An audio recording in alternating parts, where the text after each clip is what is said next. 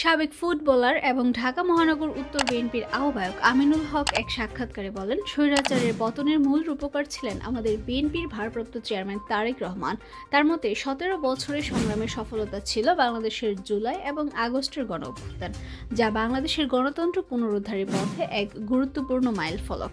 আমিনুল হক আরও বলেন, বাংলাদেশের গণতন্ত্র পুনরুদ্ধারে বাংলাদেশকে নতুনভাবে স্বৈরাচার মুক্ত করার জন্য মানুষের যে আত্মত্যাগ, এটা বাংলাদেশের মানুষ অবশ্যই সারা জীবন স্মরণ রাখবে এবং পাশাপাশি এই আন্দোলনের যে রূপরেখা, সেই রূপরেখা কিন্তু তৈরি করেছিলেন আমাদের বিএনপির ভারপ্রাপ্ত চেয়ারম্যান জনাব তারেক রহমান। তিনি উল্লেখ করেন যে বিএনপির ভারপ্রাপ্ত চেয়ারম্যান তারেক রহমানই ছিলেন আন্দোলনের রূপরেখার প্রধান কারিগর। তার নেতৃত্বে বাংলাদেশের ছাত্র জনতা একত্রিত হয়ে স্বৈরাচারের বিরুদ্ধে এক দফা আন্দোলনে অংশগ্রহণ করেছিল।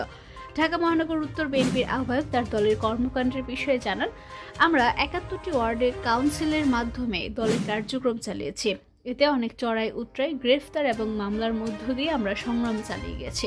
তিনি আরও বলেন, স্বৈরাচারের বিরুদ্ধে এই সংগ্রাম বিএনপির নেতাকর্মীরা সাহসী ভূমিকা রেখেছেন। আমাদের কর্মপরিকল্পনা ছিল, যারা দেশের জন্য, দলের জন্য নিজের জীবনকে বাজি রেখে কাজ করতে পারবে, তাদের মাধ্যমে আমরা এই সংগ্রাম চালিয়ে গেছি। তিনি আরও যুক্ত করেন, কিছু কিছু জায়গায় আমাদের হয়তোবা যেভাবে চিন্তা করেছিলাম সেভাবে হয়তো সবাই পারফর্ম করতে পারেনি। বাস্তবতা হচ্ছে যে একটি স্বৈরাচারের বিরুদ্ধে, একটি ফ্যাসিস্ট সরকারের বিরুদ্ধে লড়াই করে মাঠে টিকে থাকা অনেক কঠিন একটি বিষয়।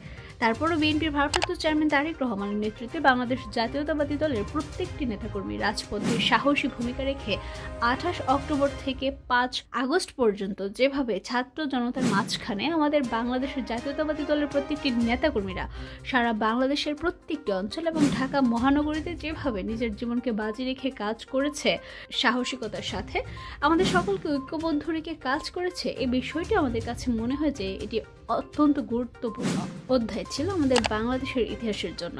সেই ইতিহাসের অধ্যায়ে বাংলাদেশ জাতীয়তাবাদী ছাত্রদলের প্রত্যেকটি নেতাকর্মী ঐক্যবদ্ধভাবে কাজ করেছে।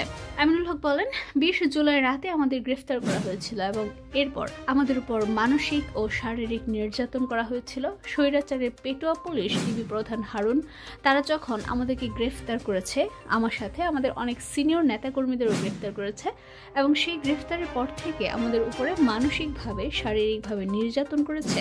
এটা আসলে বলার অপেক্ষা রাখে না। আমি বাংলাদেশ ফুটবল টিমের ক্যাপ্টেন ছিলাম। বাংলাদেশে দীর্ঘ 17 বছর খেলেছি। বাংলাদেশের ফুটবলের ইতিহাসে যে রেজাল্টগুলি ছিল, চ্যাম্পিয়নশিপ, সাফ ফুটবল, সাফ গেমস আমাদের হাত দিয়ে হয়েছে। আমাকেও তারা গায়ে হাত তুলতে এক ফোঁটা চিন্তা করে নাই। তিনি আরও বলেন, এই গণ অভ্যুত্থান এবং এক দফা আন্দোলনের সফলতা ছিল 17 বছরের সংগ্রামের ফল। বাংলাদেশ জাতীয়তাবাদী ছাত্রদলের প্রত্যেকটি নেতাকর্মী যেভাবে নির্যাতন নিপীড়নের শিকার হয়ে রাজপথে থেকে এই স্বৈরাচার পতনের জন্য আন্দোলন করেছে, সংগ্রাম করেছে, এই 17 বছরের সফলতাই কিন্তু হচ্ছে আমাদের জুলাই আগস্টের এই গণ অভ্যুত্থান। এক দফায় স্বৈরাচারের পতন আমরা চাই, সেই পতনের মূল কারিগর আমাদের বিএনপির ভারপ্রাপ্ত চেয়ারম্যান তারেক রহমান।